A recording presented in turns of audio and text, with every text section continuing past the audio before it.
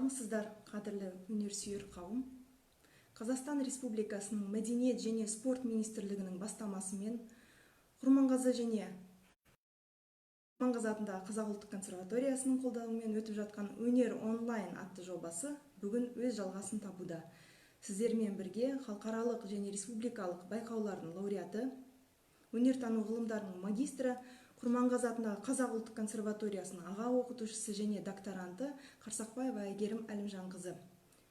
Сіздердің назарларыңызға қобыз орындаушылық дәстүріндегі оң және теріс бұрауындағы күйлер атты дәріс концертімді назарларыңызға ұсынуға рұқсат етіңіздер. Әрине, осындай кең ауқымды тақырыпты бір ғана онлайн дәріс концертте қамту мүмкін емес, дегенмен қысқаша айтып кетуге рұқсат етіңіздер. Қобыз өнері дәстүрлі музыканың ең көне, ең күрделі және маңызды саласының бірі. Киелі қара қобызымыздың шығу тарихы әрине Қорқыт атаның есімімен тығыз байланысты екені баршамызға мәлім. Сондай-ақ қобыз жайында ой қозғағанда, ерте замандағы бақсылардың да өнерімен айтуымыз керек. Олар қобыз аспабының өздерінің көмекші құралы ретінде аруақтармен тілдесіп, адам емдеп, тағдырын айтып берген екен. Қобыз аспабының тарихы бақсылық дәстүрмен қатар жыраулар шығармашылығынан да үлкен орын алады. Мысалға, 13 ғасырда өмір сүрген Кетбұға жырау, 14 ғасырдағы Сыпыра жырау, 15 ғасырдағы Асан қайғы, 17 ғасырдағы Марғасқа жырау сияқты тарихи тұлғалар аталы сөзін қобызға сүйеп, күй шығарып отырған екен. 18 ғасырда жыраулар тарихи аренадан түсіп, эпос орындау дәстүрі жыршы ақындардың еншісіне көшті. Олар эпикалық шығармаларды бұрынғыдай қобыздың көмегімен емес, домбыраның сүйемелдеуімен айтатын болды. Ал енді 19 ғасырдағы ұлы мәдениетіміздің тарихында алтын ғасыр деп аталатын дәуірде қазақ жерінде музыка дәстүрі ауызекі түрде қалыптасып дамыған. Осы ғасырдың көрнекті өкілдері Қанқожа, Досжан, Дүкен, Өтебұлат қыл-қобыз күйін жоғары сатыға көтерсе, Дүкеннің ұлы ықылас, қобызшылық, күйшілік және композиторлық дарынымен қобыздың өлмес аспап екенін дәлелдеп, артынан өлмес мұра қалдырды. Қорқыт пен ықыластың мұрасын жеткізушілер Жаппас Қаламбаев, Дәулет Мықтыбаев, Нышан Шәменұлы болса, олардың мұрасын осы күнге жеткізгендер Қазбек Абенұлы, Базархан Қоспасаров, Әбдіманап Жұмабеков, Мұсабек Жарқынбеков, Қуаныш Әжімұратовтар болған. Енді қазақтың күй өнері туралы сөз қозғағанда Ахмет Жұбановты айтпай кету мүмкін емес. Ол қазақ күйлерін зерттеп, ұлттық өнер ретінде қалыптастыруда елеулі еңбек сіңірді. Күйді нота арқылы оқып үйренудің негізін қалады. Сонымен қатар қазақтың күй өнерін тарихи және этнографиялық аяда зерттеген ғалым зерттеуші Ақселеу Сейдімбектің қазақ музыкасының тарихына қосқан үлесі ұшан теңіз. Ал енді қобыз күйлері тек өзіне тән формалар мен жанрларда ерекше тектілігін сақтап, өзіндік болмысын тапқан. Қобыз күйшілік дәстүріндегі аспап ішектерінің құлақ күйіне байланысты оң және теріс бұрау құрылымындағы күйлердің бар екендігі көптеген зерттеушілігін қызығушылығын тудыруда. Ал осы күйлердің шығу тарихының құрылымдық тақырыптық сипатына, оның стильдік ерекшеліктеріне жіктелуі орындаушылық тұрғыдан қазіргі таңдағы өзекті мәселе болып тұр. Қобыз күйлерінің әуендік, тембрлік, ырғақтық және аймақтық стильдік ерекшеліктеріне қарай оң және теріс бұраудағы күйлердің айырмашылығы мен олардың тақырыптық өзгешелігіне қарай жекелеп тоқталатын болсақ, осы орайда ғалым өнертанушы Гүлзада Омарованың докторлық диссертациясының негізінде жазылған Қазақ күйі мәдени тарихи контекст және аймақтық стильдер атты монографиясы арқау болды. Қобыз орындаушылық дәстүріндегі оң және теріс бұраудағы күйлер атты тақырыбымыз аясында оң және теріс бұраудағы күйлердің айырмашылығына тоқталып кетейік. Оң бұраудағы Қорқыт күйлері мен ықылас күйлерінің алатын болсақ, музыкалық стилистикалық белгілері бойынша бір-бірінен айырмашылықтары бар, бірақ музыкалық талдау барысында Қорқыт күйлерінің ең маңызды интонациялық лады жағынан ұқсастығы барын аңғарамыз. Коркуттун күйлөрүндө флажелеттиктен бир басым болуп, күйлөрдүн жанры жагынан казактын салт дәстүрүндөгү жоктау, зарлау атаулары серк болады. Интонациялык және такырыптык тургудан дамыган ыкыластын кээ бир күйлөрүндө де жоктау кешендери көрсөтүлгөн. Енді осы орайда Коркуттун Коңур деген күйін орындауга уруксат етиңиздер.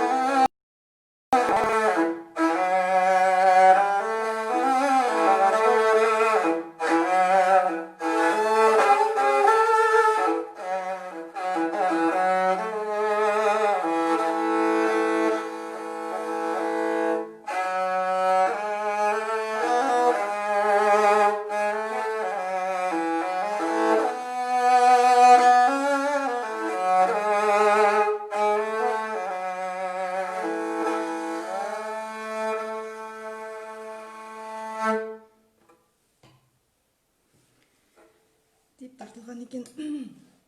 Енді оң бұраудағы арқа өңірінің күйлеріне Қаратауда сонымен ықыластың шығармашылығында аты аңызға айналған эпикалық мазмұндағы мұңырлық, зарлық, қазан, айрауықтың ащы үйі, шыңырау сияқты күйлер, олар да оң бұрауда орындалады. Осы орайда ықылас атамыздың шыңырау күйін қабыл алыңыздар.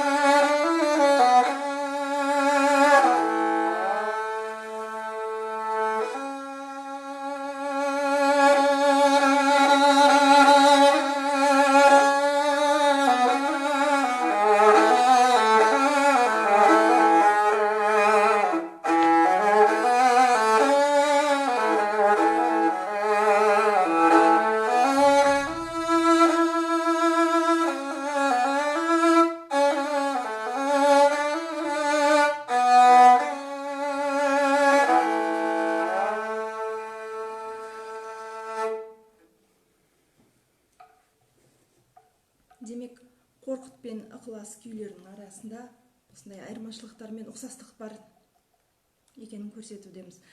Ал енді теріс бұраудағы күйлер өзінің көне саз сарындарымен де, тарту тәсілімен де, әсіресе қобыз күйлерінің үндестігімен де күйшілік өнерінің көнеден жеткен текті мектептерінің бірі екенін аңғартамыз. Теріс бұраудағы күйлер оң бұраудағы күйлерден бірден бір айырмашылығының бірі, кварталық күйлер жаңадан айтылғандай, жоғарыда айтылғандай жоқтау жанрымен ұқсастық тапсақ, квинталық теріс бұраудағы күйлердің көбіне көне аңыз күйлер, эпикалық күйлердің өзара ұқсастығы байқалады.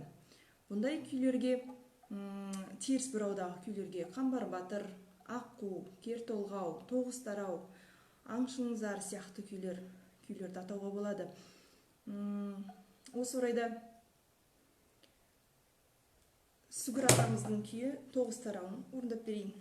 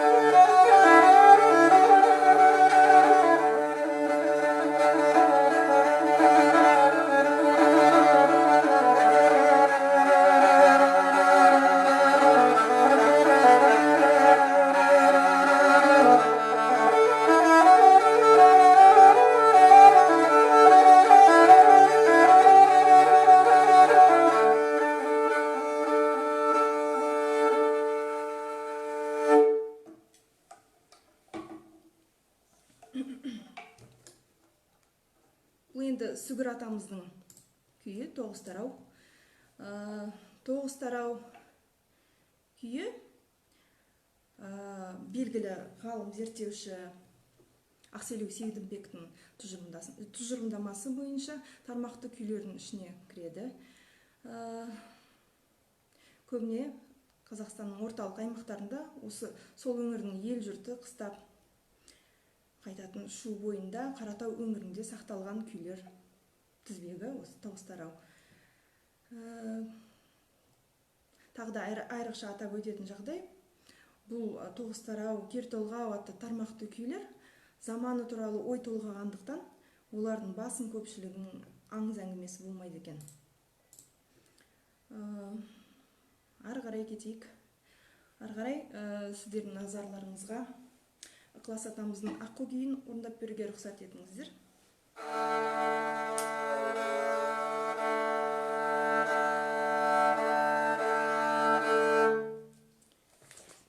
Бұл күйдің нұсқасын Базархан ағайымыздың Қобыз өнері атты кітабынан сол нұсқасы бойынша орындап берейін.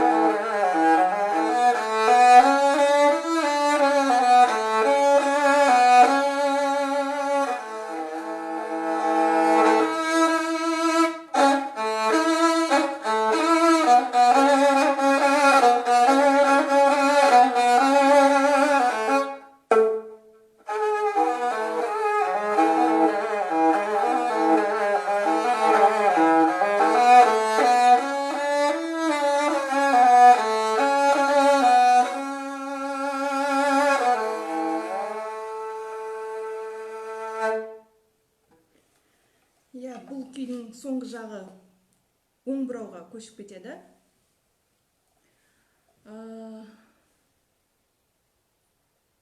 Басы терс бураумен башталганымен, соң аяк жагы оң бурауга көчүп кетебиз. Осы нускадагы ыкластын акуу күйүн 1985 жылы биздин агайымыз Ыклас Нургали уулу Сазген сазы атты фольклорлук этнографиялык ансамблине лайыктап, дәл осы нускада лайыктаган. Сонау сонша жылдар өткен, арада сонша жыл өтсе де, осы нускада біз орындап жүрміз. Келесі күйім Ыкластын жезги күйі. Бұл жезги күйі теріс бұрауда орындалады. Атақты қобызшы Жаппас Қаламбаевтың орындауындағы записті тыңдап қарасақ, теріс бұрау бізде европалық нота кілтінде қалыптасқан ре ля нотада емес, сәл жарты тонға асап көтерілген ре диез, ля диез бұрауында. Қабыл алыңыздар. Қазір құлағын келтіріп алайық. Дұрыстап.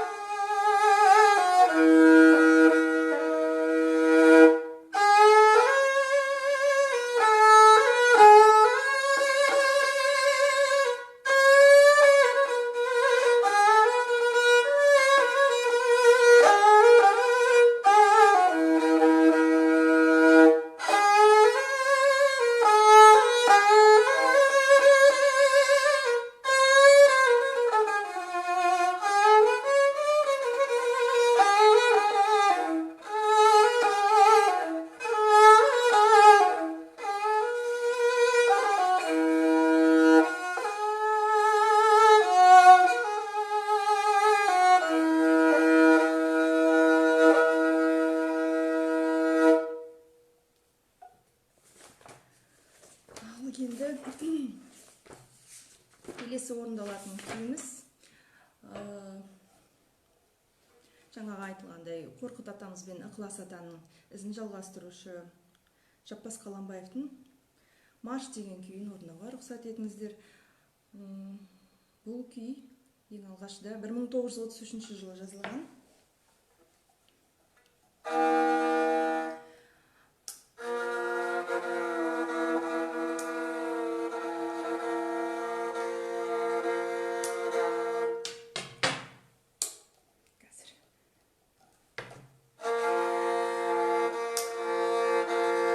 Қазіргі таңда осы күйді сырнайшылар өздерінің репертуарларына қосуда.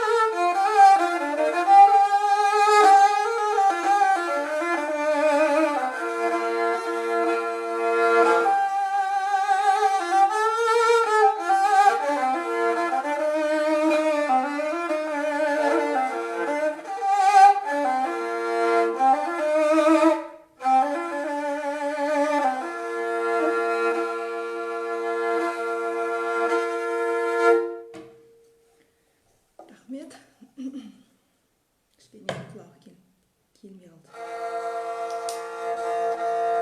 Әрине қобыз өнерін жаңа кәсіби сатыға көтерілуі, насихатталу деңгеймен байланысты. Енді осы орайда Қазақстан композиторлық мектебінің қалыптасуынан бастап қобызға арналған жаңа тың шығармалар пайда болды, жарық көрді. Жеке қобыз бен оркестрдің сүйемелдеуімен, сондай-ақ қобыз және фортепианоға арналған шығармалар, заманауи трио, квартет, қобызшылар ансамбліне лайықталған қобыз күйлері киелі сахналарда орындалып, өз тыңдаушысын тауып жүр тыңдармандарын. Осы орайда қазіргі заманауи композиторларымыз атап кетсек, дәл қылқобызға түсірген Қазақстан Республикасының мәдениет және спорт министрі Ақтоты Райымқұлова, атақты композиторымыз Қуат Шілдебаев, қазіргі таңда жас орындаушылар Әлқуат Қазақбаевты атап кетуге болады. Қазір араларыңызда тыңдап отырған Жанар Жетпісова апайымыз бар, қобыз репертуарына үлкен үлес қосуда. Ермұрат ағамыз бар, Ермұрат Үсенов.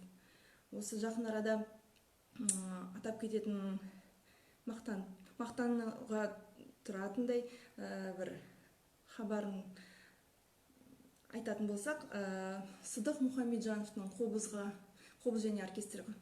бен оркестрге арналған концертті дәл қылқобызға лайықтап түсірдім.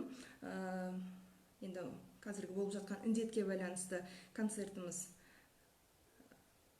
жоспарланып тұрған концертіміз жүзеге асқан жоқ. Сондықтан болашақта Отырар сазы атындағы фольклорлық этнографиялық оркестрдің сүйемелдеуімен менің орындауымда тамашалай аласыздар деген үміттемін.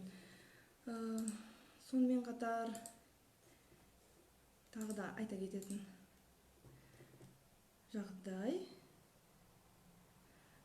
енді осы қобыз күйшілік дәстүрін жалғастыру, насихаттау мақсатында осы жаңа айтып кеткен заманауи композиторларымыздың шығармалары мен күйлері республикамыздың музыка мектеп колледждерінің, сондай-ақ шығармашылық жоғарғы оқу орындарының оқу жұмыс бағдарламасына енген. Бұл кәсіби орындаушылық деңгейін, талғамын қалыптастырады.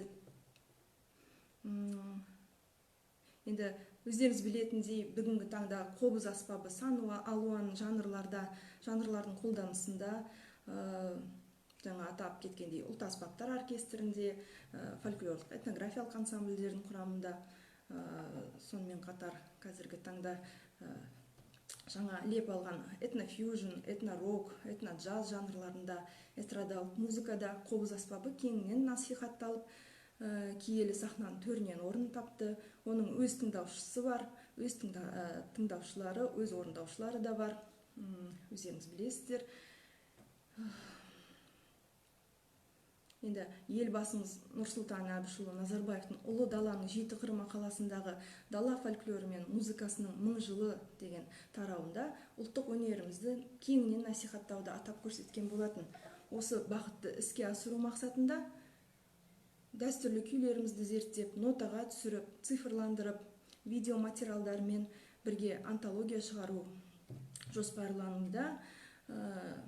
Енді жалпы әлемдік жаһандану процесінде атадан балаға мұра болып келе жатқан төл өнеріміз, қобыз өнерін одан әрі дамытып, өскелең ұрпаққа жеткізу біздің парызымыз деп санаймын. Енді назар қойып тыңдағандарыңызға көптен көп рахмет. Сау болыңыздар.